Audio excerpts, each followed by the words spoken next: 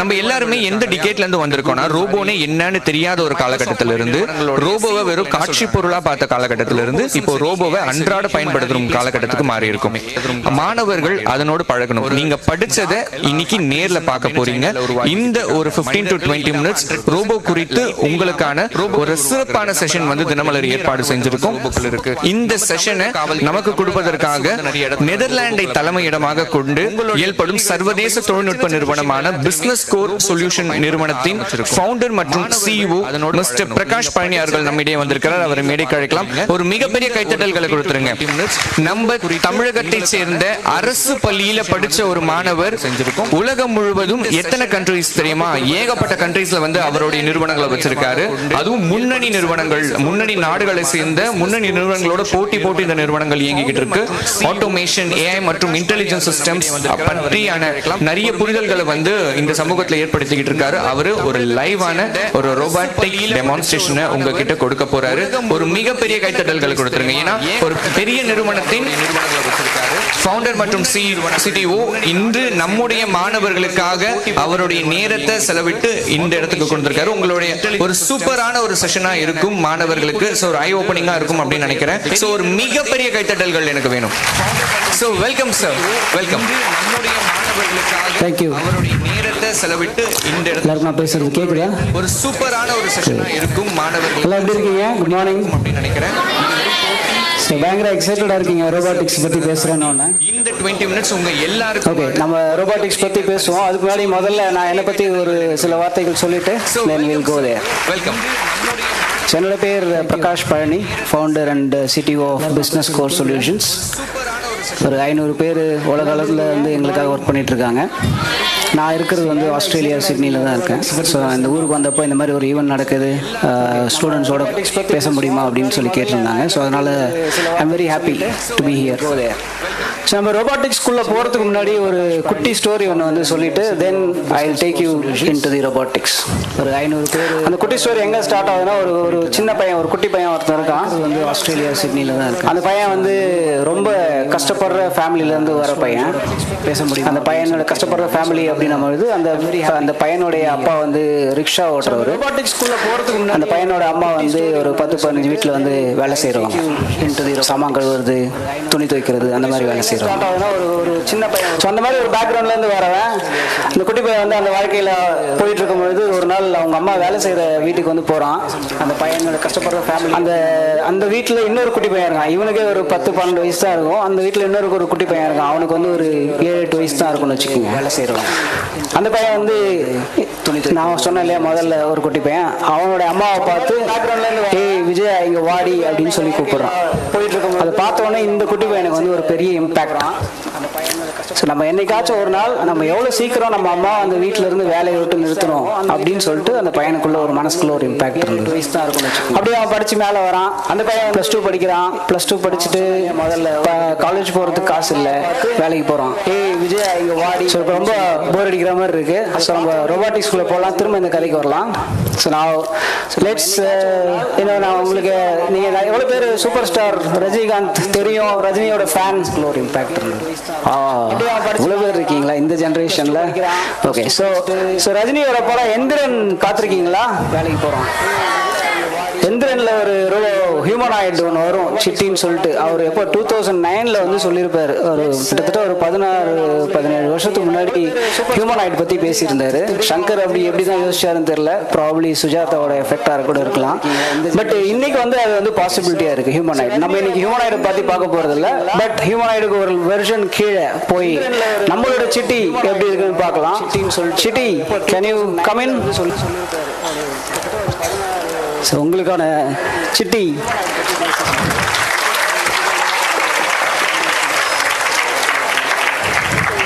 City உங்களெல்லாம் பார்த்து பயங்கர ஹாப்பி ஆகிட்டாரு. ஸோ உங்களுக்கெல்லாம் ஒரு ஹார்ட்-இன் மெசேஜ் சொல்லலாம். எல்லாருக்கும் வணக்கம் சொல்றாரு, முதல்ல கிரீட்டிங் பண்றாரு. ஸோ உங்களுக்கு இப்போ ஒரு ஹார்ட்-இன் கொடுப்பாரு.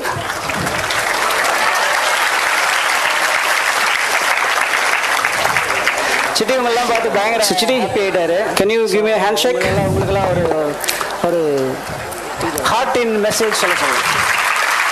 Okay, let's go back. Maybe you can do a jump. Heart in கொடுப்பாரு. Let's do it one more time. So சிட்டிக்கு முன்னாடி பார்த்தீங்கன்னா ஒரு கேமரா இருக்கு, தெரியுதா? ஸோ அதெல்லாம் தான் அதை பற்றி நம்ம பேச போகிறோம் இப்போ. ஓகே, ஸோ அதெல்லாம் தான் ஏஐயில் வந்து வரும். அதுக்கு முன்னாடி சிட்டி என் பக்கத்தில் வந்து கொஞ்சம் நானே பக்கத்தில் வந்துடுறேன். ஸோ உட்கார முடியுமா என் பக்கத்தில்? சிட்டி இந்த பக்கம் திரும்பி உட்காரு. ஓ, இந்த பக்கம் அவங்கள பார்த்து திரும்பி உட்காரு. ஸோ அதை பற்றி நம்ம பேச போகிறோம். இதெல்லாம் வந்து இப்போ நான் சின்ன வயசில் இருக்கும்போது வந்து ரோபாட்ஸ் வந்து நம்ம பேசியிருக்கோம் நிறைய. நான் சின்ன வயசில் இருக்கும்போது வந்து ரோபாட்ஸ் வந்து புதுசு கிடையாது நமக்கு. ரோபாட்ஸ் வந்து ரொம்ப வருஷமாக இருக்குது. ஆனால் இன்னைக்கு இருக்கிற ரோபாட்க்கும் ஒரு 2 இயர்ஸ்க்கு முன்னாடி இருந்த ரோபாட்டுக்குமே வந்து பெரிய டிஃப்ரென்ஸ் இருக்குது. 2 இயர்ஸ் 3 இயர்ஸ்க்கு முன்னாடி ரோபாட்ஸ்லாம் எப்படி இருக்குன்னு பார்த்தீங்கன்னா, நம்ம என்ன ப்ரோக்ராம் பண்ணி வச்சிருக்கோமோ அது மட்டும்தான் பண்ணும். இருக்கும்போது வந்து இப்போ வந்து கை ஆட்டு அப்படின்னு சொன்னால் கையை மட்டும் ஆட்டிட்டு இருக்கும். சின்ன வயசில் இருக்கும்போது வந்து இந்த பக்கம் போயிட்டு அங்கே நில்லு அப்படின்னா அது மட்டும்தான் பண்ணும். அதுக்கு வந்து அந்த இன்டெலிஜென்ஸ் வந்து அந்த காலத்தில் வந்து அவர் சேர்ந்து பண்ணிட்டு இருக்காரு. ஸோ அந்த இன்டெலிஜென்ஸ் வந்து அதுக்கு கிடையாது அந்த அந்த காலகட்டத்தில்.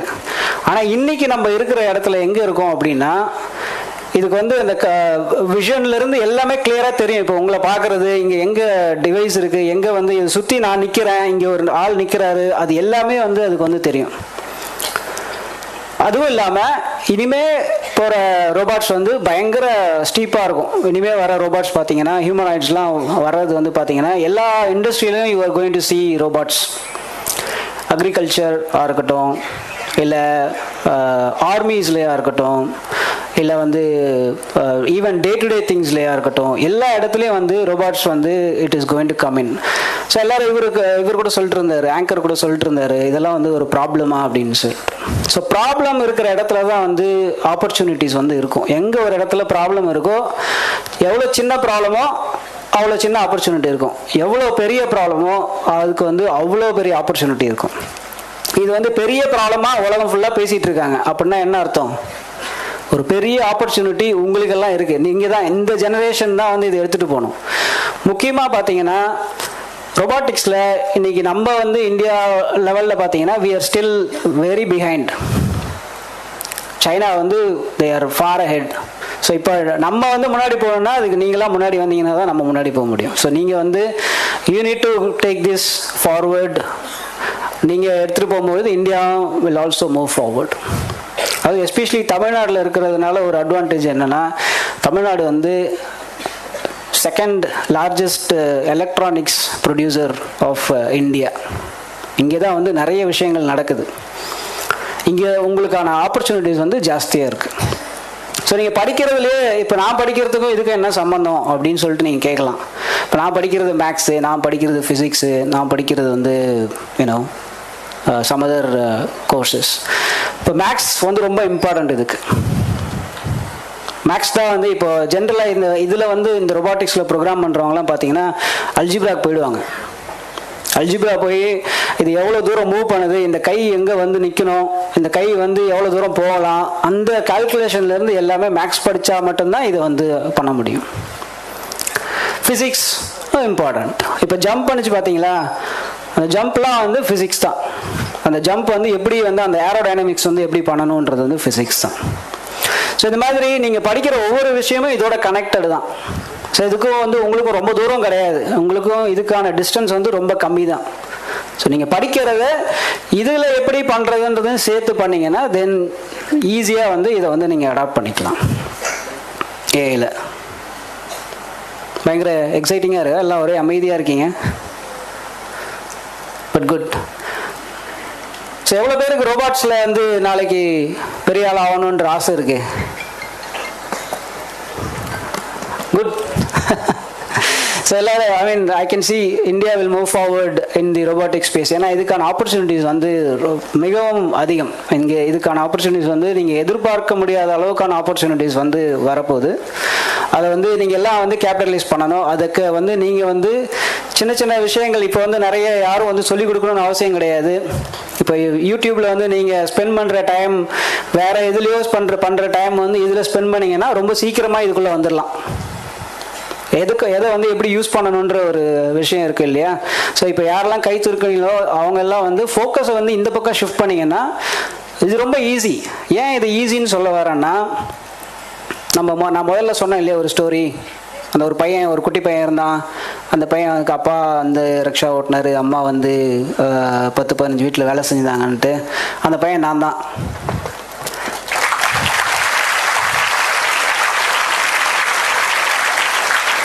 ஸோ இப்போ நான் வந்து +2 முடிச்சுட்டு ஏதோ என்னால் நான் +2 வரைக்கும் நான் எப்படி படித்தனோ அந்த படிப்பை வச்சு நான் இன்றைக்கி உங்கள் முன்னாடி வந்து நின்று ஒரு கம்பெனியோட சிஇஓவாக வந்து உங்கள் முன்னாடி வந்து ப்ரெசென்ட் பண்ணுறேன் அப்படின்னா, உங்களுக்கு இருக்கிற வாய்ப்பு, நீங்கள் படிக்கிற ஸ்கூல், உங்களுக்கு இருக்கிற வாய்ப்பை வச்சுக்கிட்டு, உங்களுக்கு இருக்கிற உலகத்தை வச்சுக்கிட்டு, உங்கள் கையில் இருக்கிற செல்ஃபோனை கூட வச்சுக்கிட்டு நீங்கள் எங்கே போகலான்றதை முடிவு பண்ணுறது அதுக்கான ஆளும் நீங்கள் தான். உங்களுக்கும் எனக்கும் இருக்கிற ஒரே டிஃப்ரென்ஸ் நீங்கள் தான். இப்போ நீங்கள் இங்கே வரணுன்னா அதை முடிவு பண்ண வேண்டியது நீங்கள் தான். உங்கள் அப்பா அம்மாவோ இல்லை வந்து உங்களை சுற்றி இருக்கவங்களோ கிடையாது, நீங்கள் தான். அதனால் ஃபோக்கஸ் பண்ணுங்கள், நல்லா படிங்க. நாளைக்கு இந்த மாதிரி வந்து நம்மளுடைய இந்தியாவை வந்து ரொபாட்டிக் ஸ்பேஸில் வந்து அடுத்த கட்டத்துக்கு வந்து எடுத்துகிட்டு போங்க. வாழ்த்துக்கள். தேங்க்யூ.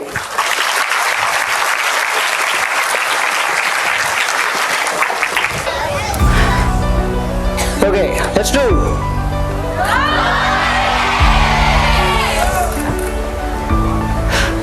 யாருக்காச்சும் இங்கே ரோபாட்ஸை பற்றி யாராச்சும் படிச்சிருக்கீங்களா இதுக்கு முன்னாடி? அவ்வளோதான், சிம்பிள் கேள்வி. படிச்சிருந்தா எக்ஸ்பிளைன் பண்ணோம்.